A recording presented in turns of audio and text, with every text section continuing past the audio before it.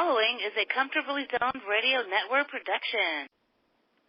Yo, Philly, how you's doing? Welcome to Philadelphia Baseball, past, present, and personal. It's brought to you by the Comfortably Zoned Radio Network. I'm Bill Kashatus, your host for the podcast. With the Phillies quickly playing themselves into irrelevance this season, Philadelphia baseball fans might find solace in the fact that there was once another professional baseball team in our city who defined excellence, at least during the early 20th century. I'm speaking of none other than Connie Mack's Athletics of the American League, who won 9 pennants and 5 world championships between 1902 and 1931. Composed of a colorful cast of characters, those A's gave the fans 2 championship dynasties, first between 1910 and 1914, and later between 1929 and 1931. One of the greatest performances came 90 years ago this October, when Mack, better known as the Tall Tactician, sent veteran right-hander Howard Ehmke to the mound against the Chicago Cubs in the opening game of the 1929 World Series. Ehmke, at age 35, was the second oldest member of the pitching staff.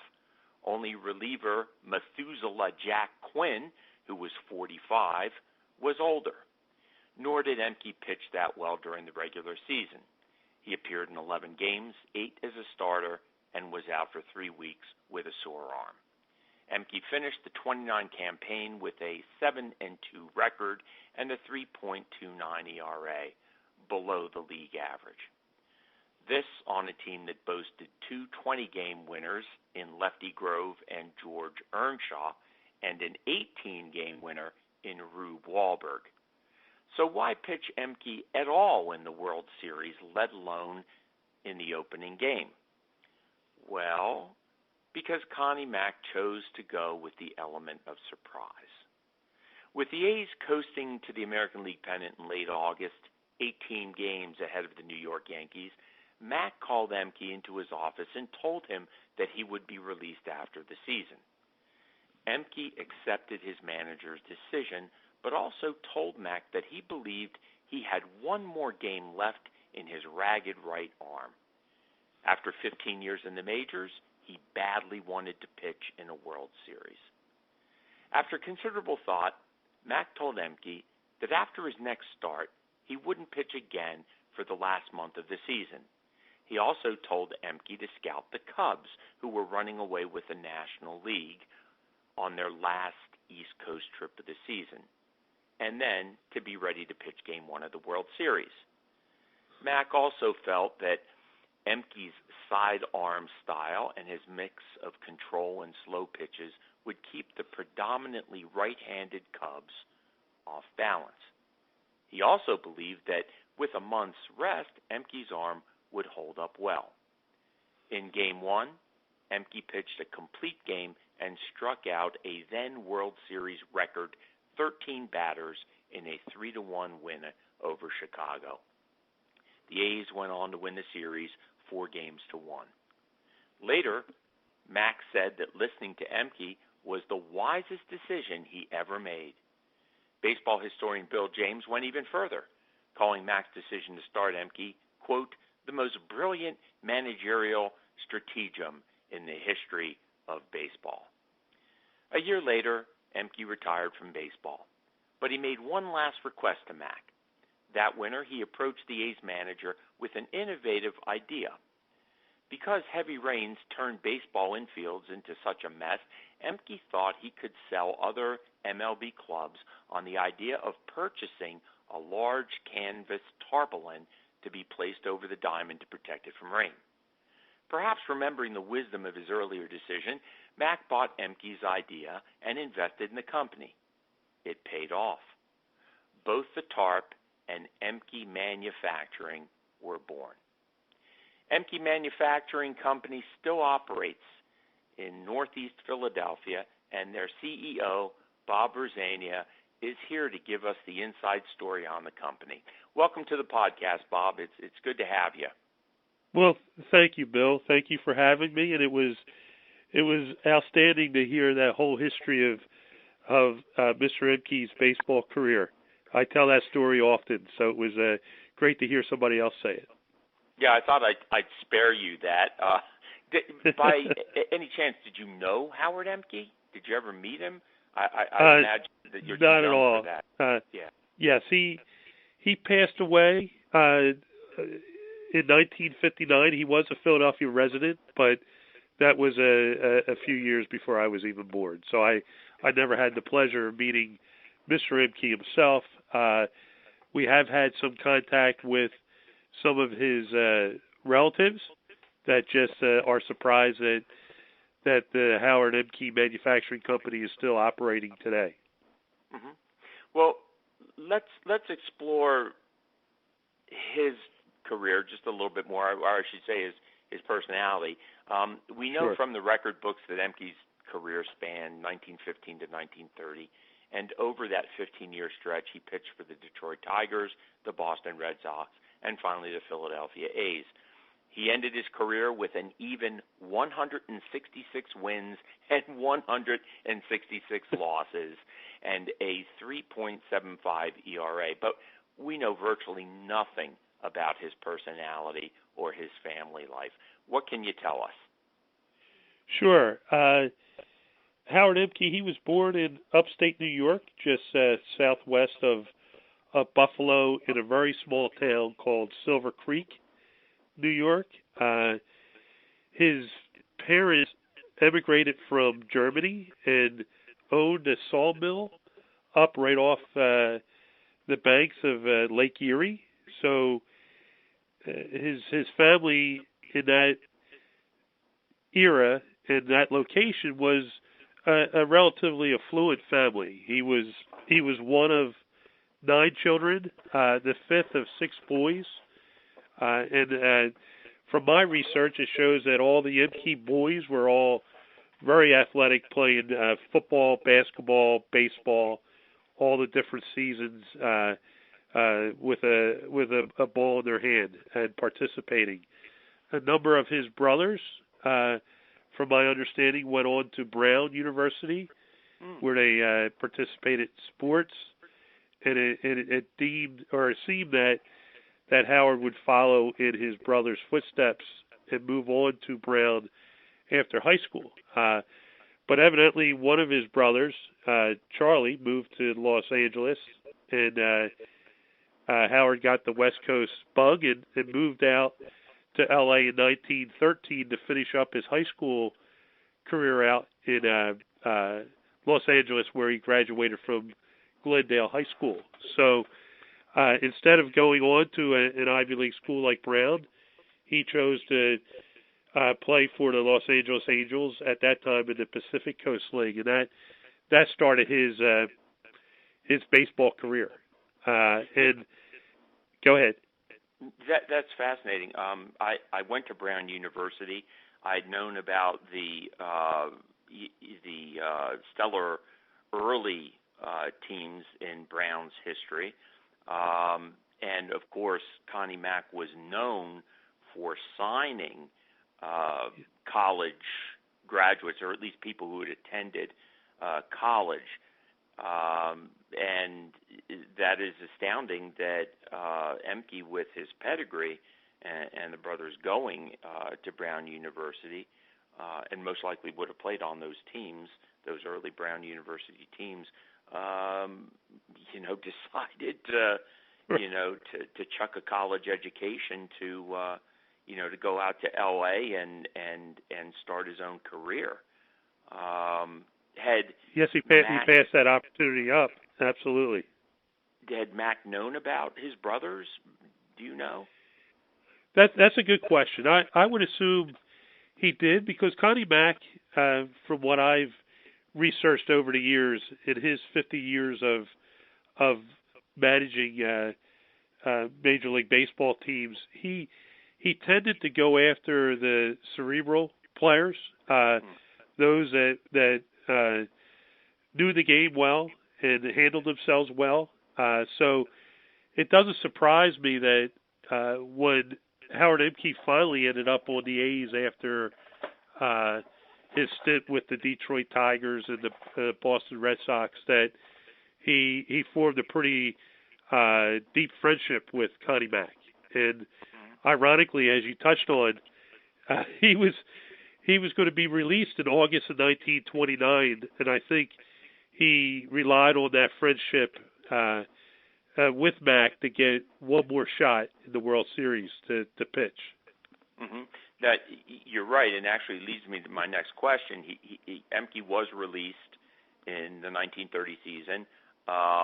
Mack did give him another shot, but in 3 appearances he posted 11.70 ERA. Now that's good enough to stick with the current Phillies, but not with Connie Mack in 1930 when they were going for a second World Championship. It sounds like Mack, made his decisions out of sentiment. Do you think that was the case with either? Letting him go and pitch in Game 1 of the World Series, or later to invest in the tarpaulin idea? I think both, absolutely. And by all accounts, it was portrayed, Mr. Ehmke was portrayed as a charismatic guy. So I'm sure his force of personality helped also.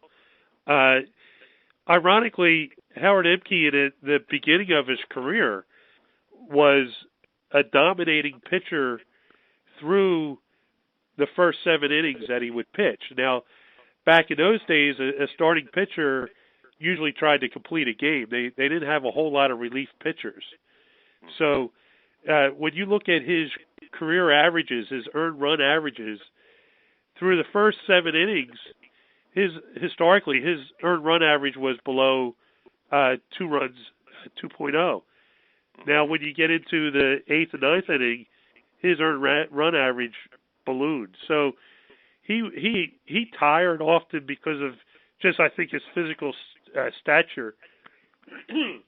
Pardon me, but I think by the end of his career, he had nothing left in his arm. So, right, the Howard Ehmke goes out on the first game of the 1929 World Series, strikes out 13 Cubs, sets the World Series strikeout record at the time, sets the tone for that whole World Series where the A's win 4-1. So Mack, of course, is going to give him another opportunity to come back. But in 1930, it was pretty obvious from the statistics that at that time, Mr. Ehmke's arm was used up. Now, of course, but I think I'm sorry. No, go ahead. I was going to say, of course, you didn't have $330 million players back at that time, and these guys had to go scraping for a job in the off season. So Ehmke was looking for another career afterwards, and he's still a relatively young man. How exactly did this idea of the tarpaulin business come about? Had he experimented with tarps before he decided to invest in this company? Not that I've seen, and I think it's from his father starting a sawmill manufacturing type company. I think that was in Mr. Ehmke's DNA when he started the business in 1929. And I think the fact that he opened up his first facility at 21st and Lehigh in Philadelphia, which was in close proximity of Scheid Park, later renamed Connie Mack Stadium. So he still had an ongoing relationship with Connie Mack, and that's where he had that opportunity to sell the first baseball infield cover to Connie Mack and the A's. Now, ironically, one of the innovations that Mr. Ehmke developed at a small textile company in the city is that he was limited with space to make these very large tarps. And what he did is he literally cut a trench in the floor of his shop, put a train rail down, and put a sewing machine on wheels that was level with the floor. So what he did is he moved the sewing machine through the fabric as opposed to pulled the fabric through the sewing machine. So it allowed him to manufacture the covers quicker than the standard at that time, and conserve some space. So he was innovative in that way, which I found very interesting in doing the research. And Bill, you touched on how these players back in his era certainly weren't making, $330 million over 13 years. I saw letters that were sent by school children, from Philadelphia school children, asking Mr. Ehmke for his autograph. And some of the letters even stated that he was so kind, dear Mr. Ehmke, when I came by your house today, you were raking leaves, and I really appreciated you taking the time to sign an autograph for me. So could you imagine that happening today with today's ball players? So that was fascinating to see. Accessibility was so much of it. I mean, these guys, at least during the season, if they didn't make their year-round home here in Philadelphia, they did stay in the neighborhood. You could run into them at the candy store or the drug store or on the street. And in Ehmke's case, as you said, he was a year-round resident. So, now these players have cars in their private parking lot beneath the stadium. You don't even see them coming out of the ballpark. Another interesting thing you mentioned, Bob, was the fact that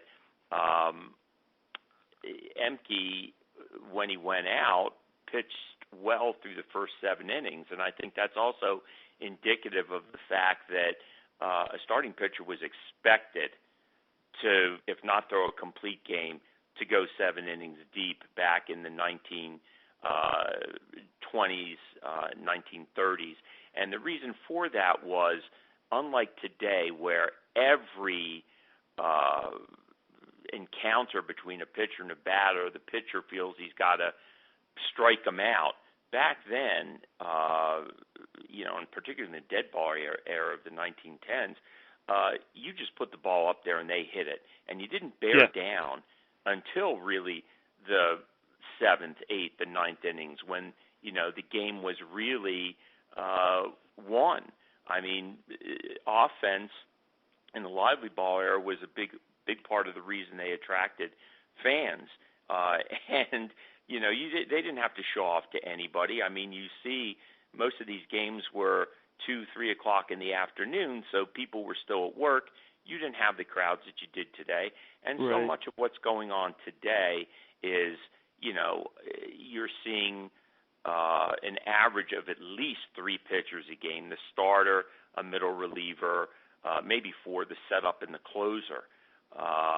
With the Phillies, you see sometimes as many as 6 pitchers going in there because they have such poor pitching.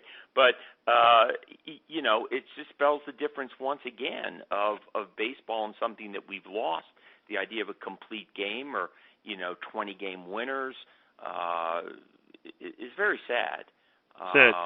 And Bill, what's very interesting, too, when I looked at some of the old clips of Howard Ehmke pitching, especially in that World Series game, his delivery was such that he would release the ball, depending on the type of pitch, in 3 different angles. So he was like a sidearm submarine pitcher. He would come 3-quarter release and then an overhand release. So in essence, I think he learned, and that's why he lasted for 16 years or 15 years in the major leagues. I think he learned, as his arm wasn't as lively as it was when he was younger, that he got crafty. And that was part of the reason he could last for all those years. Because when you look at his statistics, in 1923 was his 20-game year. That was his best year, and he pitched a no-hitter and was one hit away from pitching a second no-hitter on his next start. He was a dominating pitcher in the American League in 1923, where he finished 7th in the MVP voting. So he had a powerful arm. It's when he got later in his career that he had to get much more craftier in his approach. And, of course, he did it all with no rotator cuff tear or surgery, no UCL tear or surgery. Wow. Imagine that. Imagine that. Bob, how long did he operate this business himself? Yep, he started in 1929, and he ran the business until he passed away in 1959. He was suffering from illness in his later years in life, and he ultimately sold the business to a competitor, two gentlemen that worked for Globe Canvas, which was another local textile company. Lou Verna Sr. and Walter Rowe bought the company from, I'm not exactly sure if it was from Howard Ehmke directly or from his estate in 1959. So Mr. Verna and Mr. Rowe were the owners from 59 up until myself and my current business partner bought the business in 1992. Mm-hmm. Interesting. They kept, and you kept, Ehmke's name.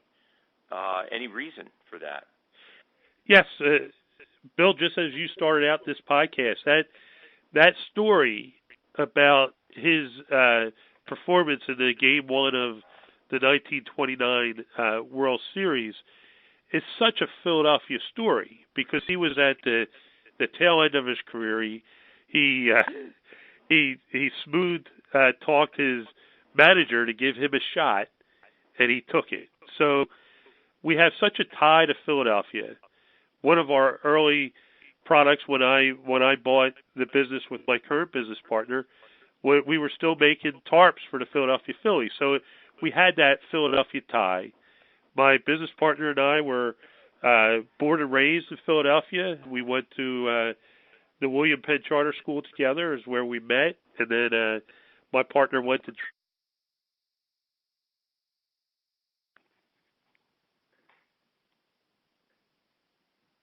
and with the name Howard Ehmke, attached to that story, it was a no question that we were going to maintain that name and that legacy. Mm-hmm. The tarps, this must have caught on pretty quickly with other Major League Baseball teams because he did stay in business for 30-some years. And was he strictly making the canvas tarps? That's how the company got started. Now, understand also back then, I think there was only 12 Major League Baseball teams. So he had a very finite market for the tarp.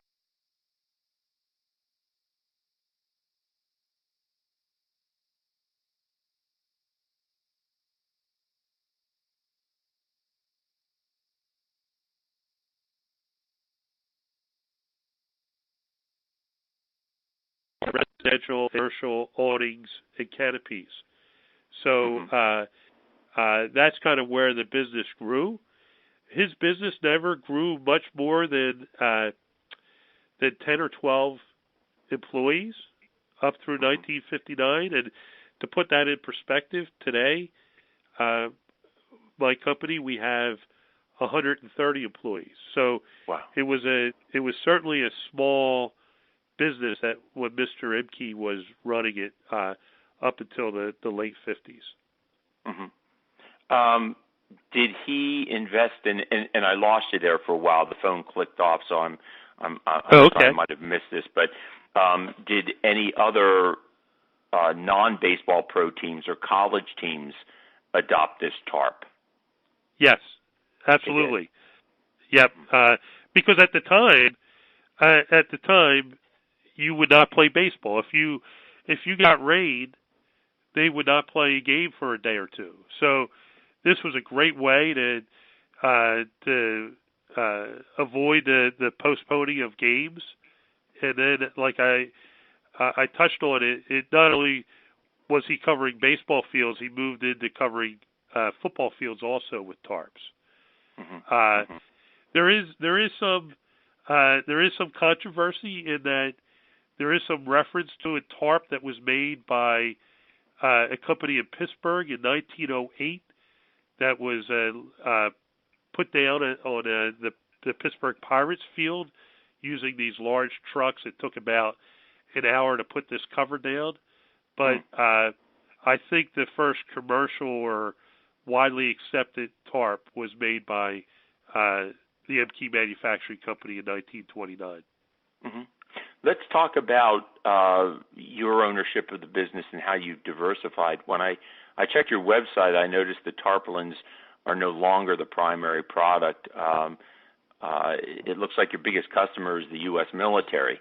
What products do you make, and how did that connection with the military come about?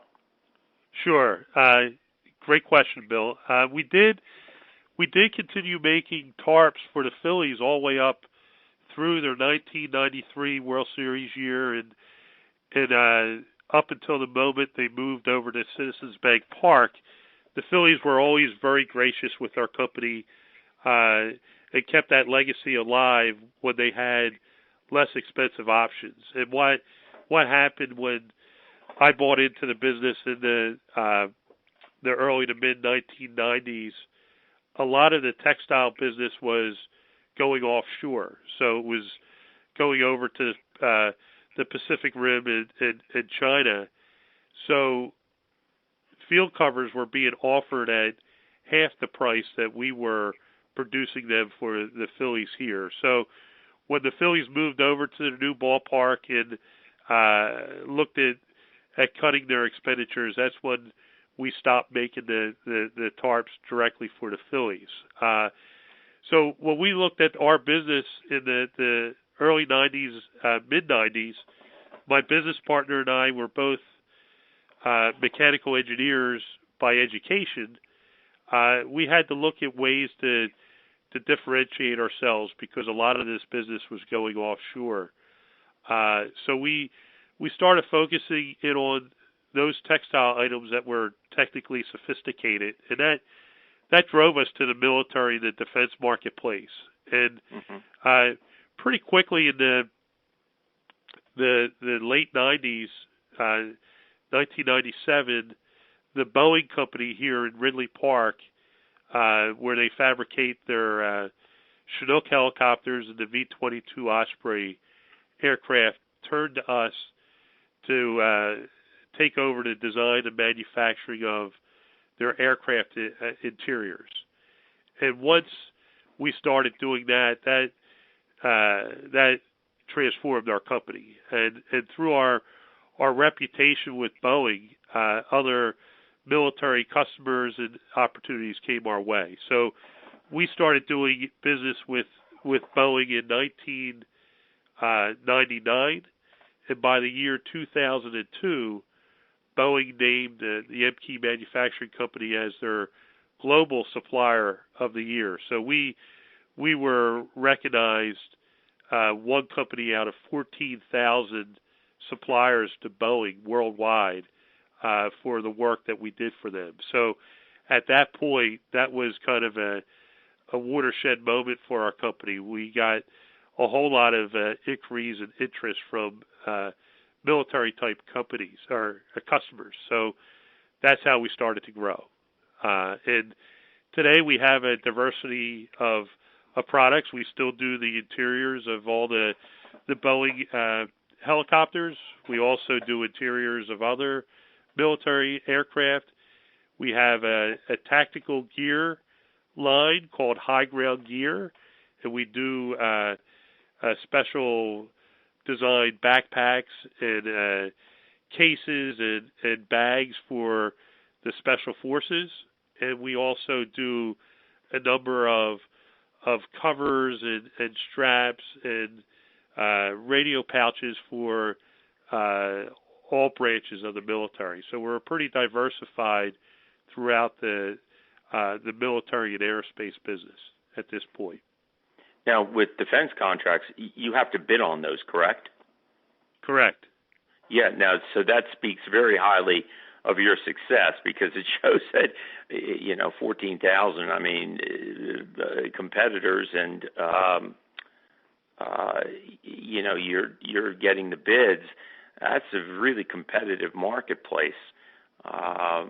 So it's impressive. Right. It really is impressive. Well, we had it like anything else, right? You have to differentiate yourselves, and we found our niche. And my business partner and I, we often joke we're like the Green Bay Packers in the 1960s. They had 6 offensive plays, three right and 3 left, and everybody knew what plays they would run.